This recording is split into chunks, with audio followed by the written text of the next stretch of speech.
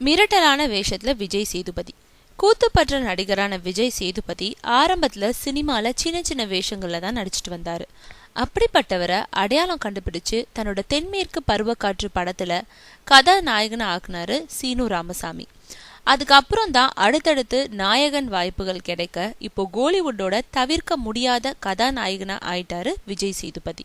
இந்த நிலையில தென்மேற்கு பருவக்காற்று படத்தை அடுத்து விஷ்ணுவை வச்சு நீர்ப்பறவை படத்தை இயக்குன சீனு ராமசாமி அடுத்து இடம் பொருள் ஏவல்ன்ற படத்தை இயக்கிட்டு இருக்காரு.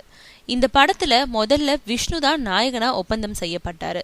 ஆனா பின்னாடி வியாபாரம் கருதி ஒரு கேரக்டருக்காக விஜய் சேதுபதியை இணைச்சிருக்காங்க. ஆனா இப்போ இன்னொரு ஹீரோ அளவுக்கு அவரோட கேரக்டரும் பெருசுபடுத்தப்பட்டிருக்கான். இதுக்கு முன்னாடி தாடி வச்ச தாடி வைக்காதன்னு 2 விதமாகவும் நடிச்சிருக்க விஜய் சேதுபதி இந்த படத்துல கடா மீச வச்சபடி நடிக்கிறாராம். பாக்குறதுக்கு விருமாண்டி கமல் மாதிரி இருக்கும் அவருக்கு அந்த மீசைக்கேத்த மாதிரி மிரட்டலான வேஷமா.